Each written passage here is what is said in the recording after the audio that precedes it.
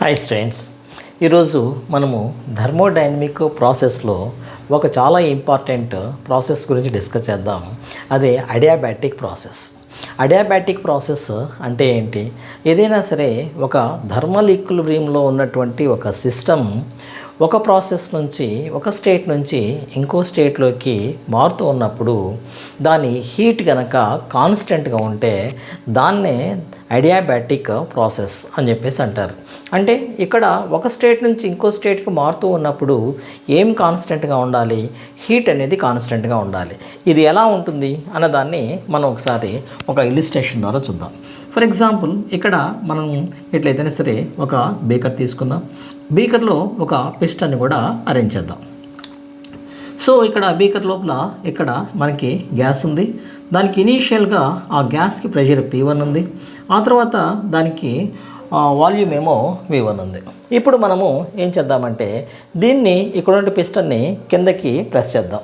కిందకి ప్రెస్ చేసినప్పుడు అక్కడ ఏమవుతుంది? దీంట్లో ఉన్నటువంటి వాల్యూము P2 అవుతుంది. ఆ తర్వాత ఆ ప్రెషర్ P2 అవుతుంది, వాల్యూమ్ ఏమో V2 అవుతుంది. ఇట్లా ప్రెషరు వాల్యూమ్ రెండు మారిపోతాయి. ఇమీడియట్గా ఏమవుతుందంటే దాని లోపల హీట్ జనరేట్ అవుతుంది. సో మన ఇక్కడ కాన్సెప్ట్ ఏంటి? హీట్ని కాన్స్టెంట్గా ఉంచాలి. అందువల్ల ఇమీడియట్గా మనం ఏం చేయాలంటే ఇక్కడ ఉన్నటువంటి ఈ పిస్టన్ని మళ్ళీ పైకి జస్ట్ మనం పుల్ చేయాల్సి ఉంటుంది. ఈ విధంగా మనకి ఇక్కడ జరిగేటువంటి ప్రాసెస్ చాలా ఫాస్ట్గా జరగాలి. ఎందుకు అంటే ఇక్కడ మనం హీట్ని కాన్స్టెంట్గా ఉంచాలి కాబట్టి. సో ఇక్కడ అడియాబాటిక్ ప్రాసెస్కి మనం రెండు కండిషన్స్ తీసుకోవాలి. సో ద ఫస్ట్ కండిషన్ ఏంటంటే ఇది ఖచ్చితంగా ఇక్కడ జనరేట్ అయ్యేటువంటి హీటు బయటికి వెళ్ళకూడదు. అంటే కనుక ఆ వాల్స్ అనేవి ఖచ్చితంగా ఇన్సులేటింగ్ అయి ఉండాలి. And so the walls must be insulating. Walls must be insulating అయి ఉండాలి. ఆ తర్వాత ఆ తర్వాత రెండోది చాలా ఇంపార్టెంట్ ఏంటంటే మనకి ఇక్కడ ప్రాసెస్ అనేది చాలా క్విక్గా జరగాలి. అందుకే దీన్ని క్విక్ ప్రాసెస్ అని చెప్పేసి కూడా అంటారు.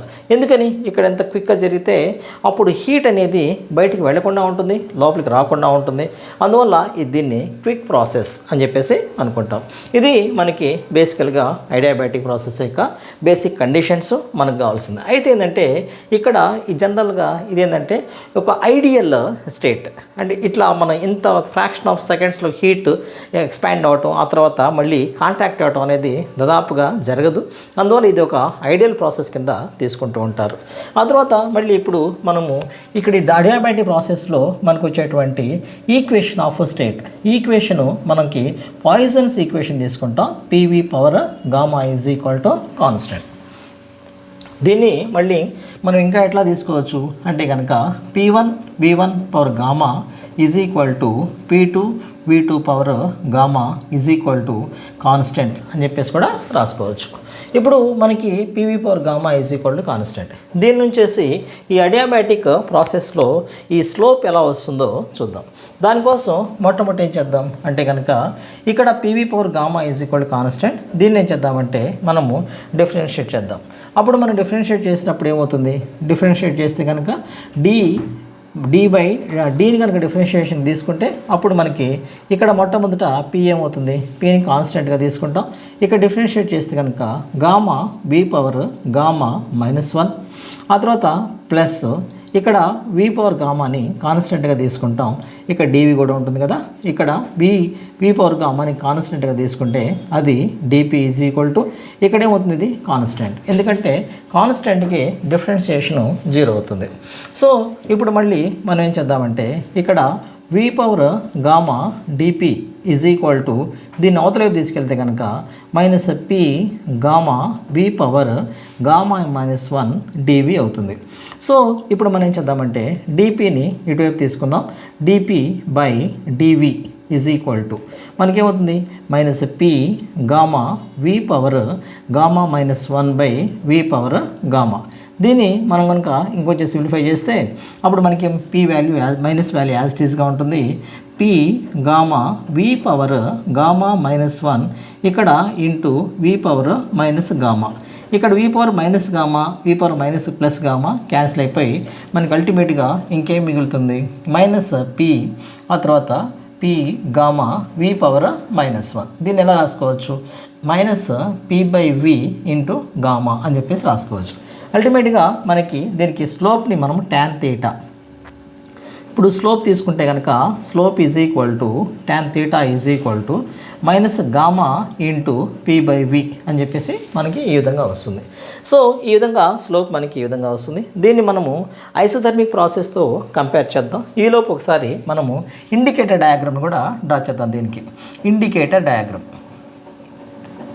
సో ఇండికేటర్ డయాగ్రామ్ని మనం డ్రా చేస్తే ఇండికేటర్ డయాగ్రామ్ని మనం దేనికి తీసుకుంటాం అంటే కనుక డయాగ్రామ్లో మనకి ఇక్కడ ఎక్స్ యాక్సిస్కి ఆ తర్వాత ఇక్కడేమో మనము వాల్యూమ్ తీసుకుంటాం, ఇక్కడేమో ప్రెషర్ తీసుకుంటాం. ఇక్కడ మనకి ఇండికేటర్ డయాగ్రామ్ మనకి ఇక్కడ ఏమవ్వాలి, ఇక్కడ జరుగుతున్నటువంటి అది ఎక్స్పాన్షన్ కానీ లేకపోతే కాంట్రాక్షన్ కానీ ఎలా జరగాలి అంటే కనుక చాలా ఫాస్ట్గా జరిగిపోవాలి. అందువల్ల ఈ గ్రాఫ్ని మనం ఈ విధంగా తీసుకుంటాం. సో ఇది indicator diagram.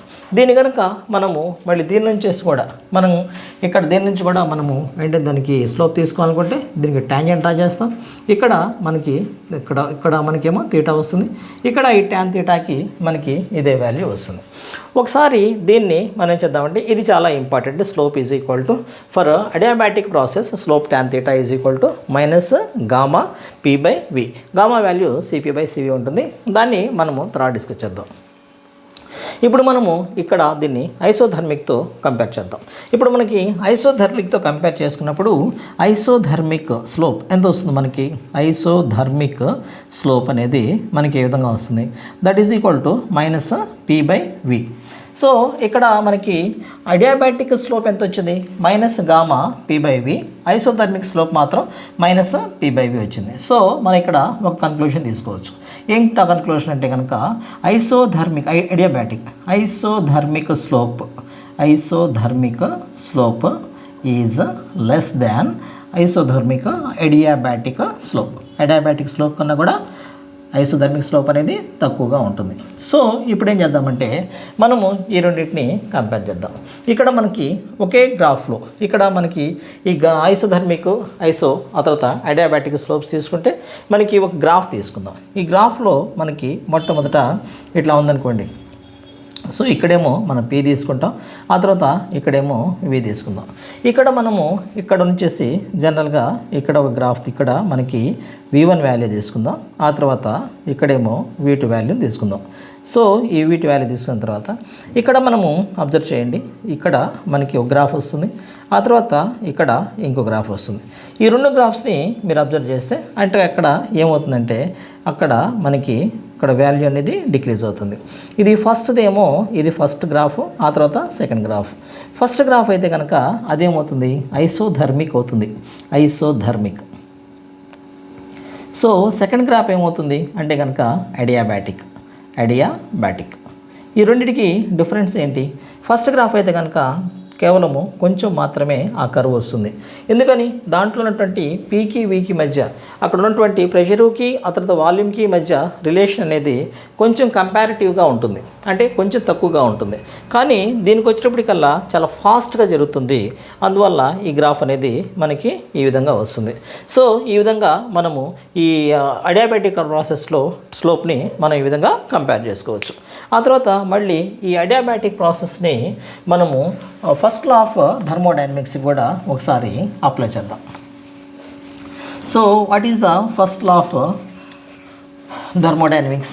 dq is equal to du plus dw వస్తుంది. సో దాన్ని ఒకసారి మనం ఇక్కడ డిస్కస్ చేద్దాం. ఈ అడియాబాటిక్ ప్రాసెస్లో అది ఎలా మారుతుందో చూద్దాం. So first law of thermodynamics ఏమొస్తుంది? So dq is equal to du plus dw. దీన్ని మనం ఫస్ట్ లా ఆఫ్ థర్మోడైనమిక్స్ అనుకుంటాం. ఆ తర్వాత అడియాబాటిక్ ప్రాసెస్లో ఏది జీరో అనుకుంటున్నాం? dq is equal to 0. ఎందుకని? మనము అక్కడ జనరేట్ అయ్యేటువంటి హీట్ని మనము జీరో కాన్స్టెంట్గా ఉంచుతున్నాం. అంటే ఆ ప్రాసెస్ జరిగేటప్పుడు ఇనీషియల్ లెవెల్లో ఎంతైతే హీట్ ఉంటుందో ఆ ప్రాసెస్ జరిగేటప్పుడు ఎండ్ వాల్యూస్లో కూడా అది సేమ్ హీట్ ఉంటుంది. కాబట్టి అక్కడ change in the heat is 0. అందువల్ల dq ఈజ్ ఈక్వల్ టు 0 అని చెప్పేసి అనుకుందాం. ఇప్పుడు మళ్ళీ మనకి ఈ విధంగా తీసుకుంటే దీని ఈక్వేషన్లో 0 is equal to du plus dw. దీన్ని ఎలా రాసుకోవచ్చు అంటే కనుక dw is equal to minus du అని చెప్పేసి రాసుకోవచ్చు. వెరీ పాపులర్ ఇది. ఇప్పుడు మనము దీన్ని డిస్కస్ చేద్దాం. ఇక్కడ dw is equal to minus du. రెండు సిచ్యుయేషన్స్ తీసుకోవచ్చు. మొట్టమొదటి సిచ్యుయేషన్లో కేస్ 1, ఒకవేళ w is equal to positive అనుకోండి, అప్పుడేమవుతుంది u is equal to negative అవుతుంది. అంటే ఇంటర్నల్ ఎనర్జీ అనేది నెగిటివ్ అవుతుంది. అప్పుడు ఏమవుతుంది, ఇక్కడ సిస్టమ్ అనేది ఎక్స్పాండ్ అవుతుంది. గ్యాస్ అనేది ఎక్స్పాన్షన్ అవుతుంది, expansion, and it leads to coolness. అంటే ఆ సిస్టమ్ అనేది కూల్ అవుతుంది. ఎక్కడైతే కనుక వర్క్ పాజిటివ్ అవుతుందో. దీనికి మనకి కేస్ 2 తీసుకుందాం. కేస్ 2లో తీసుకుంటే మనకి వర్క్ అనేది కనుక నెగిటివ్ అయితే అప్పుడేమవుతుంది, ఈ ఇంటర్నల్ ఎనర్జీ అనేది పాజిటివ్ అవుతుంది. అప్పుడేమవుతుంది, అక్కడ మనకి ఈ ఎక్స్పాన్షన్ ఇంతకుముందు అయితే కనుక ఎక్స్పాన్షన్ అవుతుంది, ఇప్పుడైతే కనుక కంప్రెస్ అవుతుంది. కంప్రెస్ అయినప్పుడు అక్కడేమవుతుంది, అక్కడ హీట్ అనేది జనరేట్ అవుతుంది. సో మనకి ఈ విధంగా తీసుకోవచ్చు. సో ఇవే గ్రాఫ్ని మనము గ్రాఫికల్గా మనం ఎక్స్ప్రెస్ చేసామనుకోండి, అప్పుడు ఫర్ ఎగ్జాంపుల్ మొట్టమొదట ఇట్లా మనం తీసుకుంటే కనుక ఇక్కడ వాల్యూమ్ని, ఆ తర్వాత ప్రెషర్ని తీసుకుందాం. ఇక్కడ మనకి ఏవైనా సరే ఒక వాల్యూ తీసుకుందాం, V1 అంటే ఇనీషియల్ వాల్యూమ్ తీసుకుందాం. ఇక్కడ మనకి ఇనీషియల్, ఆ తర్వాత ఫైనల్ వాల్యూమ్ తీసుకుందాం. ఇప్పుడు మనం రెండు గ్రాఫ్లు తీసుకుందాం. ఇక్కడ ఇంతకుముందు తీసుకున్నట్టుగా ఇదేమో ఫస్ట్ గ్రాఫ్ అవుతుంది, ఆ తర్వాత ఇదేమో సెకండ్ గ్రాఫ్. ఈ రెండు కూడా ఎక్స్పాన్షన్లో, థర్మల్ ఎక్స్పాన్షన్లో మనం కనుక అబ్జర్వ్ చేస్తే ఎక్స్పాన్షన్ ఇక్కడ మనకి అడియాబాటిక్లో, ఆ తర్వాత ఐసోథర్మిక్ ఎక్స్పాన్షన్స్లో అడియాబాటిక్ గ్రాఫ్ అనేది చాలా స్టీపెన్గా ఉంటుంది. అంటే అది ఎక్కువ కర్వ్ ఉంటుంది. ఇక్కడ చూడండి, ఏ లిటిల్ కర్వ్ ఓన్లీ, ఎందుకంటే అది కొంచెం మార్పే ఉంటుంది. ఇది ఫస్ట్ వన్ ఏంటంటే ఐసోథర్మిక్ ఇది. అది రెండోది తీసుకుంటే అదేమవుతుంది, అడియాబాటిక్. ఇప్పుడు మనం తీసుకుంటే ఈ రెండు కంపేర్ చేసుకుంటే 1 ఈజ్ అంటే అది ఐసోథర్మిక్ అనేది మోర్ స్టీపెన్ దాన్ అడియాబాటిక్, ఆ విధంగా ఉంటుంది. దాంతోపాటుగా మనము ఇంకా కొన్ని వాల్యూస్ తీసుకున్నాం అనుకోండి, W ఐసోథర్మిక్ అనేది దేంట్లో ఉంటుంది, గ్రేటర్ దాన్ W అడియాబాటిక్ కన్నా కూడా ఎక్కువగా ఉంటుంది. ఇంకా ప్రెషర్ ఐసోథర్మిక్ అనేది దేనికన్నా ఎక్కువగా ఉంటుంది, ప్రెషర్ అడియాబాటిక్ కన్నా కూడా ఎక్కువగా ఉంటుంది. ఇంకా మనం ఏం తీసుకోవచ్చు, వాల్యూమ్ తీసుకున్నాం అనుకోండి, volume isothermal is greater than pressure volume adiabatic.